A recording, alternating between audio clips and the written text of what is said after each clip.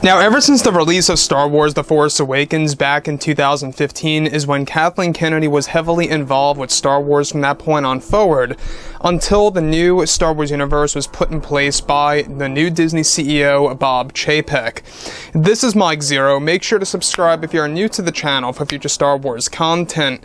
Now, given that Kathleen Kennedy no longer has creative control over the majority of Star Wars projects that are now currently in the works, she is primarily only taking control of the Leslie Headland Star Wars TV series, also known as Star Wars The Acolyte, which, mind you, is going to be labeled as a mystery thriller that's going to dive into secrets of the dark side at the very end of the High Republic era.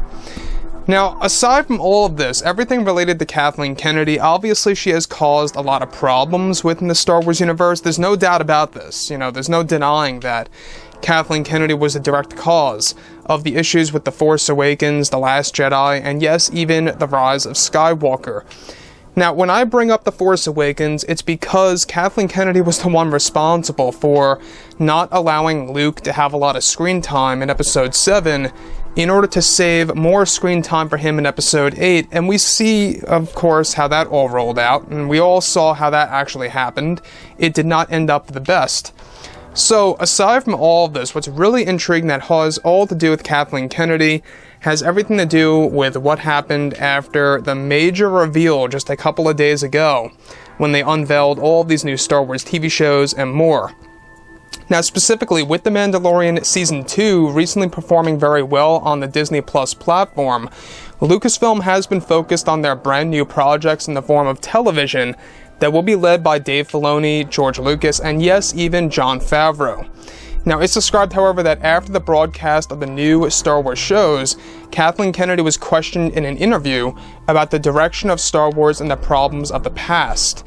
Kathleen Kennedy at one point in time admitted the truth that Lucasfilm was focused as to how they were handling the Star Wars franchise, and that they realized that there is a divide within the Star Wars fandom, and that new creators coming on board are doing everything in their power to fix these issues. Further, Kathleen Kennedy went on to state that she admits that she was misguided at times when it came to the sequel trilogy and did not know how Star Wars should have been treated from the very beginning, and that now it is up to the new creators to patch the Star Wars universe in order to actually make it thrive and succeed.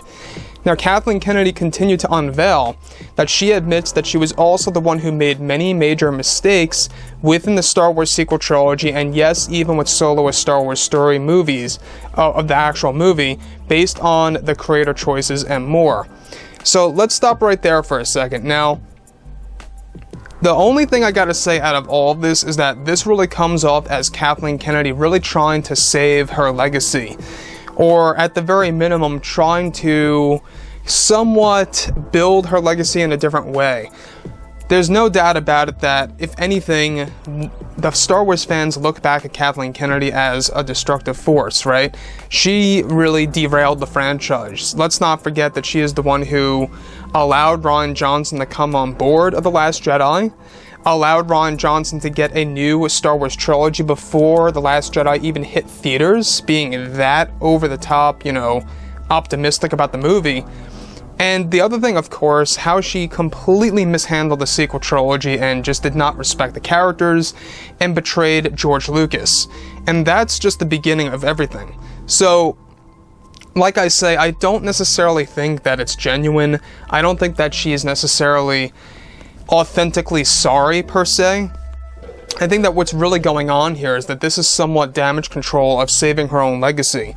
That's how I see it, and I'm sure that's how a lot of Star Wars fans out there see it as well.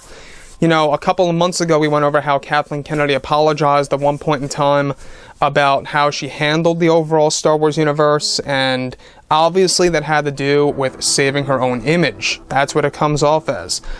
I think that, if anything, if you were a true, passionate creator, you would have done things right the very beginning. Like Jon Favreau, right? We're not going to see Jon Favreau apologizing of how he handled The Mandalorian years from now. He just stepped right in, knew what the fans wanted, and he got things done. And that's exactly what fans want to see. The last thing I actually do want to bring up that's very important that a lot of fans need to know is that Jon Favreau, Dave Filoni, and George Lucas, they're going to make sure that a large chunk of Star Wars Legends is going to make its way into the new Star Wars universe, be it on TV shows or animated TV series or even movies at that. A lot of Star Wars Legends is coming back, and we can all thank George, John, and Dave for making that all possible. This really is a great day, or a great time, to be a Star Wars fan, because, well, things are starting to take shape. It's really good. You know, we've seen the divide between fans, and now we're seeing more of a reunion between fans, people coming together and enjoying this franchise more of how we should enjoy it. So, like I've said before in the past, guys, you know, drop a comment below. Let me know about all of this in the comments, and if you guys did enjoy the content for today, do make sure to drop a thumbs up on this video to support the channel. I thank you all so very much for the kind support, and I'll catch you guys next time.